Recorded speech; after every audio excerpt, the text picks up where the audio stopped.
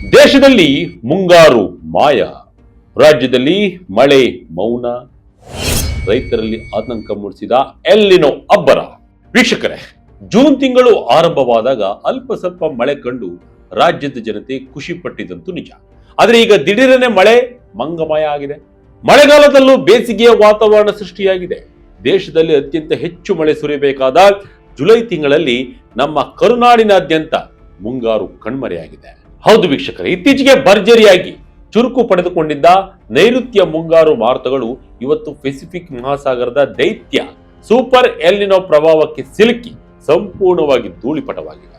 ದೇಶದಾದ್ಯಂತ ಮುಂಗಾರು ಮಾರುತಗಳು ಅತ್ಯಂತ ದುರ್ಬಲಗೊಂಡಿದ್ದು ಮಳೆಗಾಲದಲ್ಲೂ ಭೀಕರ ಬಿಸಿಲಿನ ಝಳ ಏರ್ತಾ ಇದೆ. ಆರಂಭದ ಮಳೆ ನಂಬಿ ಬಿತ್ತನೆ ಕಾರ್ಯ ಮುಗಿಸಿದ್ದ ಲಕ್ಷಾಂತರ ರೈತರಲ್ಲಿ ತೀವ್ರ ಆತಂಕ ಮೂಡಿಸಿದೆ. ಜುಲೈ 14ರಿಂದ ಹಿಡಿದು ಜುಲೈ 19ರವರೆಗೂ ಕರ್ನಾಟಕದಲ್ಲಿ ಯಾವುದೇ ರೀತಿಯ ಮಳೆ ಮುನ್ಸೂಚನೆ ಇಲ್ಲ ಎಂದು ಹವಾಮಾನ ಇಲಾಖೆ ಎಚ್ಚರಿಸಿದೆ. ಹಾಗಾದರೆ ಇದ್ದಕ್ಕಿದ್ದಂತೆ ಮುಂಗಾರು ಮಾರುತಗಳು ಮಾಯವಾಗಲು ಕಾರಣವೇನು? ಕರ್ನಾಟಕದ ಯಾವೆಲ್ಲ ಜಿಲ್ಲೆಗಳಲ್ಲಿ ಮಳೆ ಕೊರತೆ ಉಂಟಾಗಿದೆ? ಮತ್ತೆ ಮಳೆ ಬರೋದು ಯಾವಾಗ? ಸೂಪರ್ ಎಲ್ನಿನೋ ಎಫೆಕ್ಟ್ ಹೇಗಿದೆ? ಪ್ರತಿಯೊಂದನ್ನು ಕೂಡ ಡೀಟೇಲ್ ಆಗಿ ನೋಡ್ತಾ ಹೋಗೋಣ ಬನ್ನಿ. ಮುಂಗಾರಿಗೆ ಬ್ರೇಕ್ ಹಾಕಿದ ಎಲ್ನಿನೋ. ಏನಿದು ಎಲ್ನಿನೋ ಪ್ರಭಾವ? ಮೊದಲಿಗೆ ನಾವು ಅರ್ಥ ಮಾಡಿಕೊಳ್ಳಬೇಕಾದದ್ದು ಎಲ್ನಿನೋ ಅಂದರೆ ಏನು, ಇದು ನಮ್ಮ ದೇಶದ ಮಳೆಯ ಮೇಲೆ ಹೇಗೆ ಪ್ರಭಾವ ಬೀರುತ್ತದೆ ಎಂಬುದನ್ನು. ಹವಾಮಾನ ತಜ್ಞರ ಪ್ರಕಾರ ಪೆಸಿಫಿಕ್ ಮಹಾಸಾಗರದ ಮಧ್ಯ ಮತ್ತು ಪೂರ್ವ ಭಾಗದ ಮೇಲ್ಮೈ ನೀರು ಅಸಹಜವಾಗಿ ಬಿಸಿಯಾಗುವುದನ್ನ ಎಲ್ನಿನೋ ಎನ್ನಲಾಗುತ್ತದೆ. ಈ ಸಾಗರದ ತಾಪಮಾನ ಹೆಚ್ಚಾದಾಗ ಜಾಗತಿಕ ಗಾಳಿಯ ದಿಕ್ಕು ಮತ್ತು ಒತ್ತಡದಲ್ಲಿ ಭಾರಿ ಬದಲಾವಣೆಗಳಾಗುತ್ತವೆ. ಭಾರತದ ಪಾಲಿಗೆ ಈ ಎಲ್ನಿನೋ ಯಾವಾಗಲೂ ಒನ್ ಸೈಡೆಡ್ ವಿಲನ್ ಇದ್ದಂತೆ. ಇದು ಸಕ್ರಿಯವಾದಾಗ ಭಾರತಕ್ಕೆ ಬರುವ ತೇವಾಂಶ ಭರಿತ ಮಾರುತಗಳು ದುರ್ಬಲಗೊಳಿಸುತ್ತವೆ. ಪ್ರಸ್ತುತ ನೈಋತ್ಯ ಮುಂಗಾರು ಈಗಾಗಲೇ ಒಂದು ಕಠಿಣವಾದ ಬ್ರೇಕ್ ಫೇಸ್ ಅಂದರೆ ವಿರಾಮದ ಹಂತಕ್ಕೆ ತಲುಪಿದೆ. ವಾಯುವ್ಯ, ಮಧ್ಯ ಮತ್ತು ಪಶ್ಚಿಮ ಭಾರತದಲ್ಲಿನ ಮುಂದಿನ ಕೆಲ ದಿನಗಳ ಕಾಲ ಮಳೆ ಸಂಪೂರ್ಣವಾಗಿ ಕುಂಠಿತವಾಗಲಿದೆ. ವಾತಾವರಣದಲ್ಲಿ ಮೋಡಗಳು ಸೃಷ್ಟಿಯಾಗಲು ಬೇಕಾದ ಶಕ್ತಿಯನ್ನೇ ಎಲ್ನಿನೋ ಹೀರಿಕೊಳ್ತಾ ಇದೆ. ಮಳೆಗಾಲದಲ್ಲಿ ಮೋಡಗಳು ಇಲ್ಲದ ಕಾರಣ ನೇರವಾಗಿ ಸೂರ್ಯನ ಬಿಸಿಲು ಭೂಮಿಗೆ ಬೀಳ್ತಾ ಇದ್ದು ರಾಜ್ಯಾದ್ಯಂತ ತಾಪಮಾನ ಭಾರಿ ಪ್ರಮಾಣದಲ್ಲಿ ಹೆಚ್ಚಾಗ್ತಾ ಇದೆ. ಮುಂಗಾರಿನ ಇಂಜಿನ್ ಆಗಿದ್ದ 3 ಮಾರುತಗಳು ಬಂದ್. ಕೇವಲ ಎಲ್ನಿನೋ ಮಾತ್ರವಲ್ಲ, ಮುಂಗಾರು ಮಾರುತಗಳನ್ನ ಮುನ್ನಡೆಸುವ 3 ಪ್ರಮುಖ ಇಂಧನಗಳು ಸದ್ಯ ನಮ್ಮ ವಾತಾವರಣದಿಂದ ತಾತ್ಕಾಲಿಕವಾಗಿ ಕಣ್ಮರೆಯಾಗಿವೆ. ಹೌದು, ವಿಜ್ಞಾನಿಗಳು ಇವುಗಳನ್ನ ಮಾನ್ಸೂನ್ ಇಂಜಿನ್ನ ಸಾರಥಿಗಳು ಎನ್ನುತ್ತಾರೆ. ಮೊದಲನೇದು ಎಂಜೆಒ, ಇದು ಭೂಮಿಯ ಸಮಭಾಜಕ ವೃತ್ತ ಚಲಿಸುವ ತೇವಾಂಶದ ತರಂಗ. ಎರಡನೇದು BSISO ಅಂದ್ರೆ ಬೋರಿಯಲ್ ಸಮ್ಮರ್ ಇಂಟ್ರಾ ಸೀಸನಲ್ ಆಸ್ಕಿಲೇಷನ್, ಇದು ಬೇಸಿಗೆಯಲ್ಲಿ ಮಳೆಯನ್ನ ಪ್ರಚೋದಿಸುವ ಸಿಸ್ಟಮ್. ಮೂರನೇದು ಬಂಗಾಳಕೊಲ್ಲಿಯಲ್ಲಿ ಸೃಷ್ಟಿಯಾಗುವ ಲಘು ಒತ್ತಡಗಳ ಪ್ರದೇಶಗಳು. ಸಾಮಾನ್ಯವಾಗಿ ಈ 3 ವ್ಯವಸ್ಥೆಗಳು ಒಂದಾಗಿ ಕೆಲಸ ಮಾಡಿದಾಗ ಗಾಳಿಯಲ್ಲಿ ತೇವಾಂಶ ಹೆಚ್ಚಾಗಿ ಬೃಹತ್ ಮೋಡಗಳು ಸೃಷ್ಟಿಯಾಗಿ ಭಾರಿ ಮಳೆಯಾಗುತ್ತೆ. ಆದರೆ ದುರದೃಷ್ಟವಶಾತ್ ಪ್ರಸ್ತುತ ಇವುಗಳಲ್ಲಿ ಒಂದು ವ್ಯವಸ್ಥೆ ಭಾರತದ ವಾತಾವರಣದಲ್ಲಿ ಸಕ್ರಿಯವಾಗಿಲ್ಲ.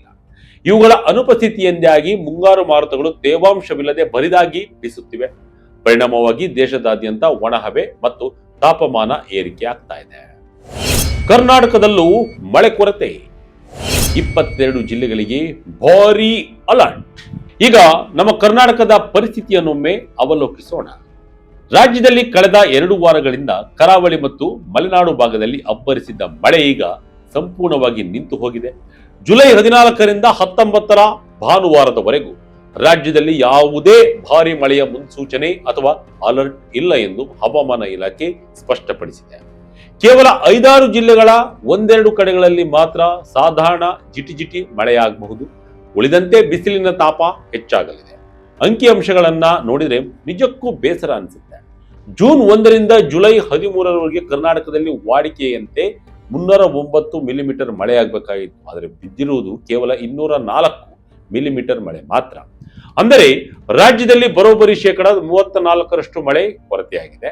ಉಡುಪಿ, ದಕ್ಷಿಣ ಕನ್ನಡ, ಉತ್ತರ ಕನ್ನಡದಂತಹ ಕರಾವಳಿ ಜಿಲ್ಲೆಗಳು ಸೇರಿದಂತೆ ಶಿವಮೊಗ್ಗ, ಚಿಕ್ಕಮಗಳೂರು, ಕೊಡಗು, ಹಾಸನ, ಮಂಡ್ಯ, ಮೈಸೂರು, ಚಿತ್ರದುರ್ಗ, ದಾವಣಗೆರೆ, ಕೊಪ್ಪಳ, ಕಲಬುರಗಿ ಹೀಗೆ ಬರೋಬ್ಬರಿ 22 ಜಿಲ್ಲೆಗಳ ಮಳೆಯ ತೀವ್ರ ಅಭಾವ ಸೃಷ್ಟಿಯಾಗಲಿದೆ. ಈಗಾಗಲೇ ಬಿತ್ತನೆ ಮಾಡಿರುವ ರೈತರು ಬೆಳೆ ಒಣಗುತ್ತಿರುವುದನ್ನು ಕಂಡು ಕಣ್ಣೀರು ಹಾಕ್ತಾ ಇದ್ದಾರೆ. ಕೆರೆ ಕಟ್ಟೆಗಳು ಕೂಡ ಒಣಗ್ತಾ ಇದೆ. ಮತ್ತೆ ಮಳೆ ಬರೋದು ಯಾವಾಗ? ಹಾಗಾದ್ರೆ ಈ ಪರಿಸ್ಥಿತಿ ಹೀಗೆ ಮುಂದುವರಿಯುತ್ತದೆಯೇ? ನಮ್ಮ ಅನ್ನದಾತನಿಗೆ ಪರಿಹಾರವೇ ಇಲ್ಲವೇ? ಹವಾಮಾನ ತಜ್ಞರು ಒಂದು ಸಣ್ಣ ಆಶಾವಾದದ ಕಿರಣವನ್ನ ತೋರಿಸಿದ್ದಾರೆ. ಹೌದು, ಜುಲೈ ತಿಂಗಳ ದ್ವಿತೀಯಾರ್ಧದಲ್ಲಿ ಪರಿಸ್ಥಿತಿ ಸುಧಾರಿಸುವ ಲಕ್ಷಣಗಳಿವೆ ಎಂದು ಹೇಳಿದ್ದಾರೆ. ಹವಾಮಾನ ಮುನ್ಸೂಚನೆಗಳ ಪ್ರಕಾರ ಜುಲೈ ಕೊನೆಯ ವಾರದಲ್ಲಿ ಅಂದರೆ ಜುಲೈ 22ರಿಂದ 30ರ ಅವಧಿಯಲ್ಲಿ ಬಂಗಾಳ ಕೊಲ್ಲಿಯಲ್ಲಿ ಹೊಸದಾಗಿ ವಾಯುಭಾರ ಕುಸಿತ ಉಂಟಾಗುವ ಸಾಧ್ಯತೆಗಳಿವೆ. ಇದರ ಜೊತೆಗೆ ಮ್ಯಾಡೆನ್ ಜೂಲಿಯನ್ ಅಸಿಲೇಷನ್ಸ್ ಮತ್ತು ರಾಸ್ಪಿ ಅಲೆಗಳು ಭಾರತದ ವಾತಾವರಣದ ಕಡೆಗೆ ಚಲಿಸುವ ಮುನ್ಸೂಚನೆ ಸಿಕ್ಕಿದೆ.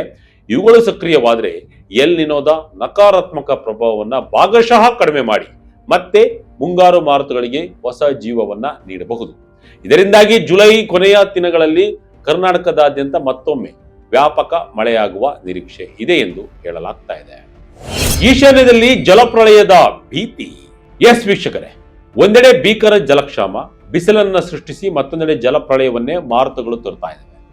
ನಾನು ಆಗಲೇ ಹೇಳಿದಂತೆ ಎಲ್ಲಿನೋ ಪ್ರಭಾವದಿಂದಾಗಿ ಭಾರತದ ಮಧ್ಯ ಪಶ್ಚಿಮ ಹಾಗೂ ವಾಯುವ್ಯ ಭಾಗದಲ್ಲಿ ಮುಂಗಾರು ಮಳೆ ಸಂಪೂರ್ಣವಾಗಿ ಕಣ್ಮರೆಯಾದರೆ ಇತ್ತ ನಮ್ಮ ದೇಶದ ಈಶಾನ್ಯ ರಾಜ್ಯಗಳಲ್ಲಿ ಹಾಗೂ ಹಿಮಾಲಯದ ತಪ್ಪಲಿನಲ್ಲಿ ಮಾತ್ರ ಹಿಂದೆಂದೂ ಕಾಣದ ಭೀಕರ ಮಳೆ ಸುರಿತಾ ಇದ್ದು ಪ್ರವಾಹ ಮತ್ತು ಗುಡ್ಡ ಕುಸಿತದ ಭೀತಿ ಎದುರಾಗಿದೆ.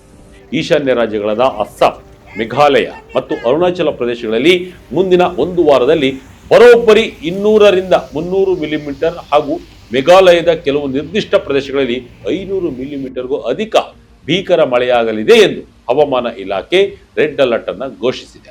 ಇಷ್ಟೊಂದು ಭೀಕರ ವ್ಯತ್ಯಾಸಕ್ಕೆ ಕಾರಣವೇನೆಂದ್ರೆ ಮುಂಗಾರು ಮಾರುತಗಳು ಬಿಡುವು ಪಡೆದುಕೊಂಡಾಗ ಅವುಗಳ ಅಕ್ಷರೇಖೆ ನೇರವಾಗಿ ಉತ್ತರದ ಹಿಮಾಲಯದ ತಪ್ಪಲಿನ ಕಡೆಗೆ ಶಿಫ್ಟ್ ಆಗುತ್ತದೆ. ಇದು ಇಡೀ ದೇಶದ ತೇವಾಂಶವನ್ನ ಕೇವಲ ಈಶಾನ್ಯ ಮತ್ತು ಪೂರ್ವ ಭಾರತದ ಕಡೆಗೆ ಮಾತ್ರವೇ ಕೇಂದ್ರೀಕರಿಸುವಂತೆ ಮಾಡುತ್ತದೆ. ಏನಿದು ಜಲಪ್ರಳಯ ಸೃಷ್ಟಿಸುವ ಓರೋಗ್ರಾಫಿಕ್ ಲಿಫ್ಟಿಂಗ್? ವೀಕ್ಷಕರೇ, ಬಂಗಾಳ ಕೊಲ್ಲಿಯಿಂದ ಬೀಸುವ ಭಾರೀ ತೇವಾಂಶ ಹೊಂದಿದ ದಕ್ಷಿಣದ ಮಾರುತಗಳು ಈಶಾನ್ಯ ರಾಜ್ಯಗಳಿಗೆ ನುಗ್ಗಿದ ತಕ್ಷಣ ಅಲ್ಲಿರುವ ದೈತ್ಯ ಹಿಮಾಲಯ ಪರ್ವತಗಳು ಹಾಗೂ ಮೇಘಾಲಯದ ಪ್ರಸಿದ್ಧ ಕಾಸಿ, ಗಾರೋ ಮತ್ತು ಜೈಂತಿಯಾ ಬೆಟ್ಟಗಳಿಗೆ ಭೀಕರವಾಗಿ ಡಿಕ್ಕಿ ಹೊಡೆಯುತ್ತವೆ. ಈ ಬೆಟ್ಟಗಳ ತಡೆ ಇರುವುದರಿಂದ ಮಾರುತಗಳು ಅನಿವಾರ್ಯವಾಗಿ ಅತ್ಯಂತ ವೇಗವಾಗಿ ಆಕಾಶದ ಕಡೆಗೆ ಏರುತ್ತವೆ. ಇದನ್ನ ವಿಜ್ಞಾನದಲ್ಲಿ ಓರೋಗ್ರಾಫಿಕ್ ಲಿಫ್ಟಿಂಗ್ ಎನ್ನಲಾಗುತ್ತದೆ. ಹೀಗೆ ವೇಗವಾಗಿ ಮೇಲಕ್ಕೆ ಹೋದ ಗಾಳಿಯು ತಂಪಾಗಿ ಘನೀಕೃತಗೊಂಡು ಕೇವಲ ಆಯಕಟ್ಟಿನ ಬೆಟ್ಟದ ತಪ್ಪಲಿನ ಪ್ರದೇಶಗಳಲ್ಲೇ ನಿರಂತರವಾಗಿ ಭೀಕರವಾಗಿ ಸುರಿಯುತ್ತವೆ. ಇದೇ ಕಾರಣಕ್ಕೆ ಅಸ್ಸಾಂ, ಮೇಘಾಲಯ, ಅರುಣಾಚಲ ಪ್ರದೇಶ, ನಾಗಾಲ್ಯಾಂಡ್, ಮಣಿಪುರ, ಮಿಜೋರಾಂ ಮತ್ತು ತ್ರಿಪುರಾ ರಾಜ್ಯಗಳಲ್ಲಿ ಭೀಕರ ಪ್ರವಾಹದ ಮುನ್ಸೂಚನೆ ನೀಡಲಾಗಿದೆ. ವೀಕ್ಷಕರೇ, ಒಟ್ಟಾರೆಯಾಗಿ ಹೇಳುವುದಾದ್ರೆ ಸದ್ಯಕ್ಕೆ ಎಲ್ನಿನೋ ತೀವ್ರ ಪ್ರಭಾವ ಹಾಗೂ ಮುಂಗಾರು ಮಳೆ ದಿಢೀರ್ ಸ್ತಬ್ಧಗೊಂಡಿರುವುದು ನಿಜಕ್ಕೂ ಕಳವಳಕಾರಿ ಸಂಗತಿಯಾಗಿದೆ. ರಾಜ್ಯದ ಸುಮಾರು 22 ಜಿಲ್ಲೆಗಳಲ್ಲಿ ವಾಡಿಕೆಗಿಂತ 34% ಮಳೆ ಕೊರತೆಯಾಗಿದ್ದು ಈಗಾಗಲೇ ಬಿತ್ತನೆ ಮಾಡಿರುವ ರೈತರು ತಮ್ಮ ಬೆಳೆಗಳನ್ನ ಉಳಿಸಿಕೊಳ್ಳಲು ತೀವ್ರ ಆತಂಕದಿಂದ ಮಳೆಯ ದಾರಿ ಕಾಯ್ತಾ ಇದ್ದಾರೆ. ಪ್ರಸ್ತುತ ಪರಿಸ್ಥಿತಿ ಕಠಿಣವಾಗಿದ್ದರೂ ಮುಂಬರುವ ದಿನಗಳಲ್ಲಿ ವಾತಾವರಣವು ಸಕಾರಾತ್ಮಕವಾಗಿ ಬದಲಾಗುವ ನಿರೀಕ್ಷೆ ಇದೆ. ಹವಾಮಾನ ಇಲಾಖೆಯ ಮುನ್ಸೂಚನೆಯಂತೆ ಜುಲೈ ಕೊನೆಯ ವಾರದಲ್ಲಿ ಅಂದರೆ ಜುಲೈ 22ರಿಂದ 30ರ ಅವಧಿಯಲ್ಲಿ ಬಂಗಾಳ ಕೊಲ್ಲಿಯಲ್ಲಿ ಸೃಷ್ಟಿಯಾಗಲಿರುವ ಹೊಸ ವಾಯುಭಾರ ಕುಸಿತ ಮುಂಗಾರಿಗೆ ಮರುಜೀವ ನೀಡುವ ಸಣ್ಣ ಆಶಾದಾಯಕ ಕಿರಣವನ್ನ ಮೂಡಿಸಿದೆ. ನೋಡೋಣ ಮುಂದಿನ ದಿನಗಳಲ್ಲಿ ಏನಾಗುತ್ತೆ ಅಂತ. ಇದಾಗಿತ್ತು ಈ ಕ್ಷಣದ ಅಪ್ಡೇಟ್. ಇದೇ ರೀತಿಯ ಅಪ್ಡೇಟ್ಗಳಿಗಾಗಿ Vijaya Kanaka website, YouTube page, Facebook page follow ಮಾಡ್ತಾ ಇರಿ. ಧನ್ಯವಾದಗಳು.